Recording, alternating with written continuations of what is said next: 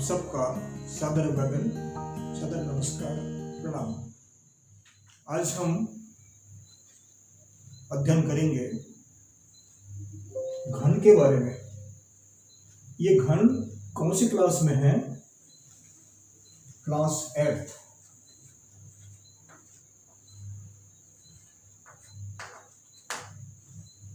Class 8 का एक अध्ययन करेंगे। कुछ प्रारंभिक जानकारी मैं देता हूं आपको। घन को हम एक वस्तु के रूप में निरूपित करें, एक वस्तु माने, तो ये घन होता क्या है? अपने जीवन में कुछ ऐसी वस्तुएं देखे होंगे जिसमें लंबाई, चौड़ाई और ऊंचाई तीनों बातें होती है, और जिसमें ऐसी वस्तु जिसकी लंबाई, चौड़ाई और ऊंचाई तीनों बराबर है, तो वो कहलाता है घन। घन का तात्पर्य ऐसी वस्तु जिसकी लंबाई, चौड़ाई, ऊंचाई समान हो, तीनों ही बातें समान होना चाहिए। कौन कौन सा? लंबाई, चौड़ाई। आगे बढ़ते हैं। हम बीजगणित के क्षेत्र में घन किसे कहते हैं, घन को हम किस तरह परिभाषित करते हैं, विद्यार्थी आज इस संबंध में पढ़ेंगे। ये उन विद्यार्थियों के लिए है जो क्लास 8 में पढ़ रहे हैं। ये 7 के लिए भी काम आता है और 9 के लिए भी काम आता है, लेकिन अभी मूलतः ये अध्याय जो है वो क्लास 8 के अंतर्गत है। हमने कुछ उदाहरण लिए हैं। 1 का घात 3, 2 घातांक 3, 3 घातांक 3, 4 घातांक 3, 5 का घात 3, 6 का घात 3, 7 का घात 3, ये उदाहरण लिया है। अब ये आधार है, ये घातांक। अब देखिए इस पर घातांक 3, आधार हमने छोड़ दिया है। क्यों छोड़ दिया है? ये आधार है सर। दूसरी तरफ से हम ये भी लिख सकते हैं,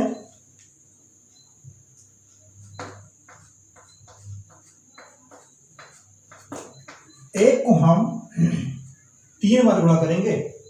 3 बार गुणा करेंगे, 3 मतलब उतने बार, 3 बार। जिसका घातांक 3 हो वही घन से संबंधित है। घन मतलब घातांक 3, ये आधार, ये घातांक, ये आधार, ये घातांक, ये आधार, ये घातांक, आधार घातांक 3 होना चाहिए। अब देखिएगा इसमें दूसरा उदाहरण लेते हैं। इस आधार को हम इतने बार गुणा करेंगे। कितने बार? 3 बार। 2 दूनी 4 दूनी 8, या 2 दूनी 4 दूनी 8, दोनों तरफ से गुणा कर सकते हैं। अब देखिएगा विद्यार्थी कहां पर गलती करते हैं। 1 गुणित 1 गुणित 1 लिख देंगे 3।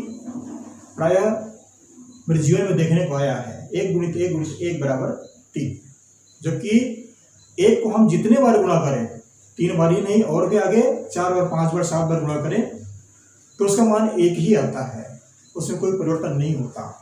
लेकिन यहां पर इसका मान 8 आया। अब देखिए 3 घात 3,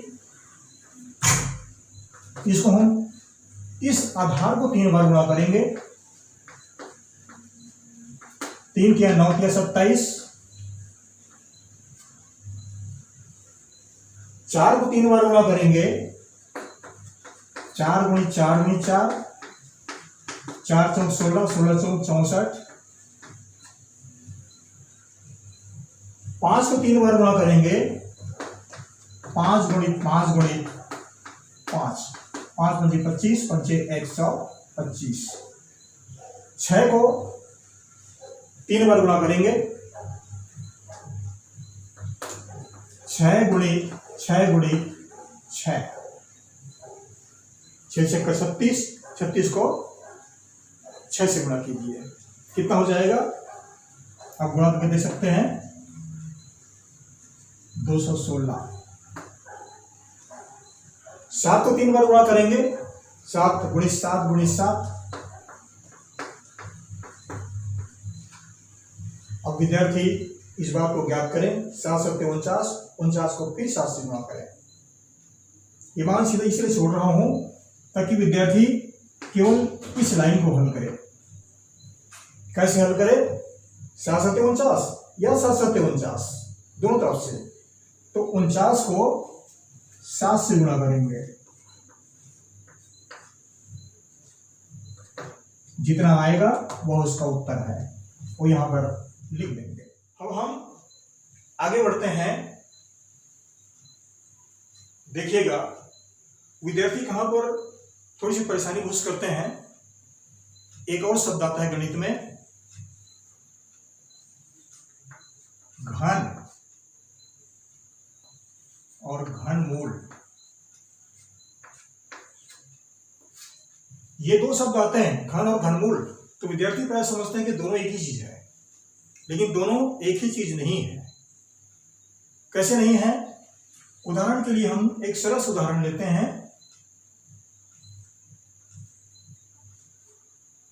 5 घात 3, 5 घात 3 माने, अब घनमूल में लिखते हैं इसको हम, घनमूल। तो घनमूल लिखेंगे, कैसे लिखेंगे?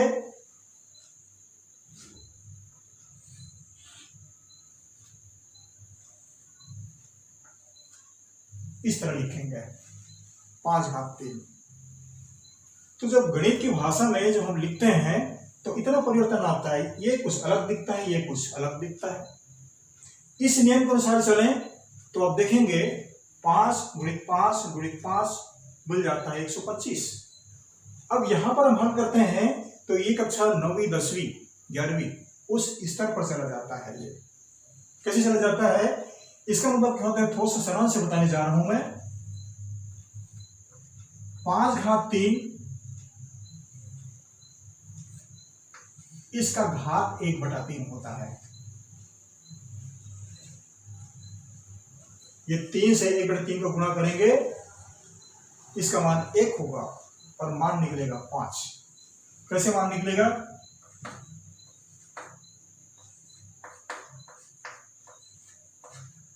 ये घात 1 आ गया बराबर 5। इसका मान 125 आ रहा है और इसका मान 5 आ रहा है। तो ये घन और घनमूल में यही अंतर है। घनमूल माने ये मूल चिन्ह है। ये अब देखिएगा, ये जो संकेत है, ये संकेत घनमूल का चिन्ह है। इसे घनमूल कहेंगे। मतलब इसके अंदर जो भी राशि रहेगी उसका घात 1/3 होगा। अब क्या यहां पर 4 नहीं हो सकता? तो 4 भी हो सकता है। तो वहां पर लिखेंगे हम चतुर्थ मूल, यहां पर कोई भी संख्या लीजिए 36। तो 36 से घात 1/4।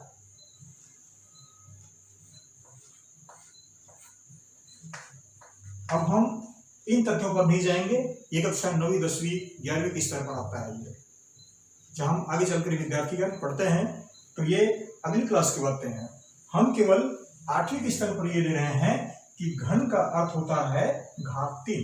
विद्यार्थीगण कृपया ध्यान रखेंगे कि घन माने ऐसी कोई संख्या, वो बीजगणितीय भी हो सकता है और अंकगणितीय भी हो सकता है। तो उसमें उसका घात 3 है तो वह घन से संबंधित सवाल है। वो आधार में जो भी राशि दी गई रहती है उसको हम बीजगणित की परिभाषा में आपको मैं बताना चाहूंगा। अगर इस तरह दिया है 1 घात 3, इस तरह दिया है तो इसको हम इस तरह से लिख सकते हैं। कोष्ठक घटेगा तो 1 को 3 बार गुणा करेंगे। कैसे गुणा करेंगे इसको? a गुणित a बराबर ये 1 घात 3 हो जाता है। कैसे हो जाता है? घात जुड़ता है 1 1 1, कुल मिलाकर 3। ये घातांक नियम से संबंधित है। जब घातांक नियम से संबंधित कोई वीडियो अपलोड करूंगा तो उस समय बातों को हमने कुछ संक्षिप्त जानिए घनमूल के संबंध में कुछ जानकारी हासिल की। हमको पढ़ना है घन के संबंध में। ये कक्षा 8वीं और 7वीं के अंतर्गत है। तो इस तरह से हमने आज घन के बारे में पढ़ा।